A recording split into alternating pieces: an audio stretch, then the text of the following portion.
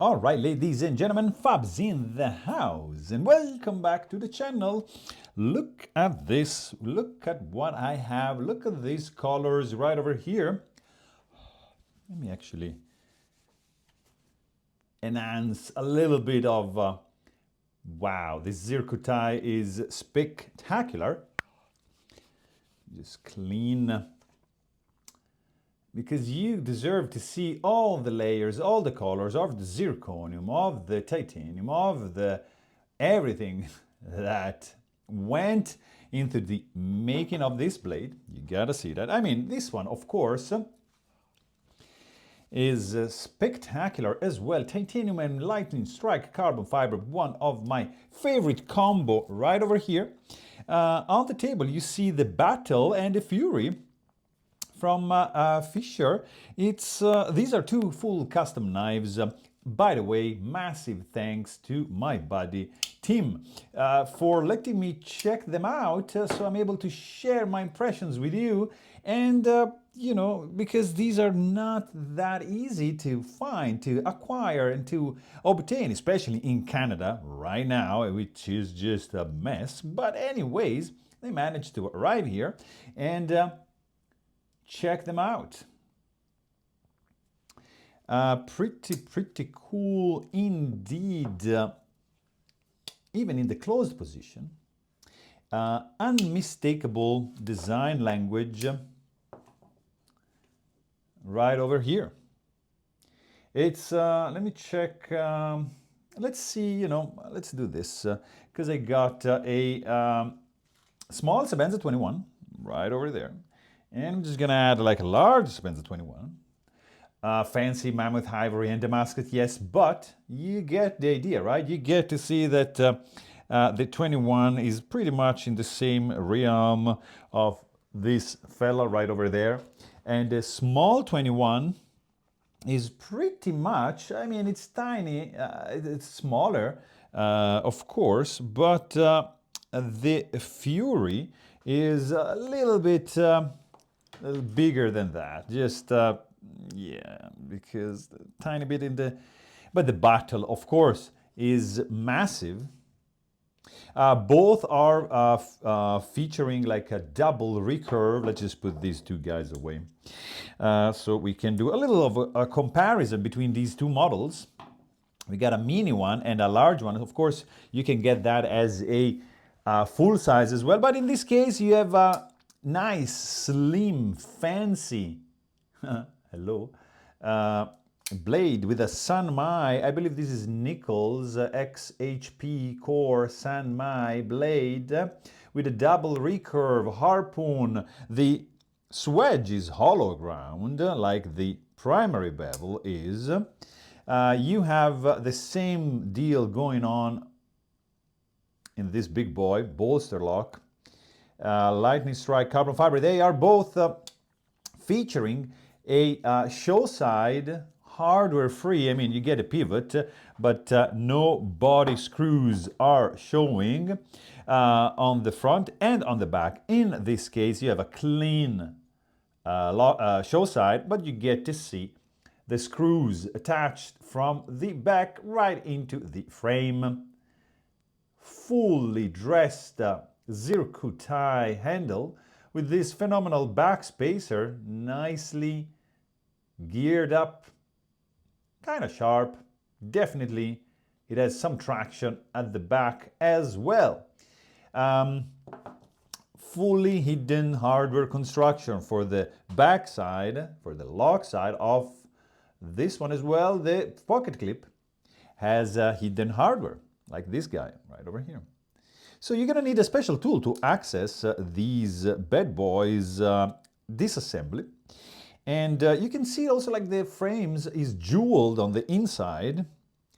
Collar, yes please. Custom pivot, duh. Inlaid custom pivot, yes please. Look at the subtle layers on the pivot. You can easily miss that if you're not attentive. Check that out. Look at these yellow, blue, teal, black. Mesmerizing as usual. The pivot here is polished. It's custom, yeah, of course. You need a spanner, which I don't have, so there's not going to be any disassembly video. You get to see F. Fischer, right over there, Frank, obviously. Jeweled on the inside as well. Over here, you get different signature right over there. You know, if you can appreciate that.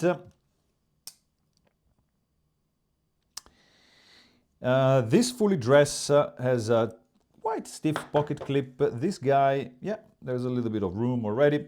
I wanted to check the blade stock, just out of curiosity. 4.85. This is a thin one, measuring a 3.48. So nicely done. I like this mini version. I want to also check the weight on these two bad boys. This, of course, is going to be massive. It's going to be heavy in grams this time at 162.6, 162.6, and 124.2. So, yeah, pretty much 40 grams less than the big brother right over here. Both are running on bearings. Action is very smooth. You need a little bit of gentle wiggle to get these guys closed, but it's definitely smooth. They are both flippers. This one has a little bit of jimping, which I prefer right over here. Adds a little bit of traction, whereas this one you might have seen me fading a little bit because it's smooth. There's no traction here. You have some blue anodization on the grooves of the full-size back spacer. Would you look at this back spacer? How beautiful is this? Perfectly centered. You can't really snag the tip of the blade. I like this area very much. You get to see the detent hole, the detent ball hole is a little bit close to the end of the frame, of the lock, I would say, but not dangerously too much. You get a little bit of a finger choil right over here. You get a little bit of hair on my table. Same idea, just a tiny bit. It's mostly like a sharpening choil. The recurve profile is very similar. You have a longer swedge on this one, which reaches the end of the blade, whereas here just stops a little bit before. Of course, you get a Sanmai and just a regular steel blade. The flipper tab obviously is also different, as you can appreciate from this angle. Both hollow grind, both double recurve. This is a frame lock. This is kind of like, say, bolster lock, because it has the, I mean, they're technically, I would say, both frame locks, but this one, yeah, let's call it bolster lock, because that's what we like to do. Clips are definitely different. Of course, the overall design, these are two different knives, but you get to see the iconic 5 grooves for the lock bar relief, and there's nothing here, so just bent right over there. The back spacer reaches the end of this on the left one, and on the right is just a little bit more open and doesn't reach all the way up there. The stop pin also, it's internal.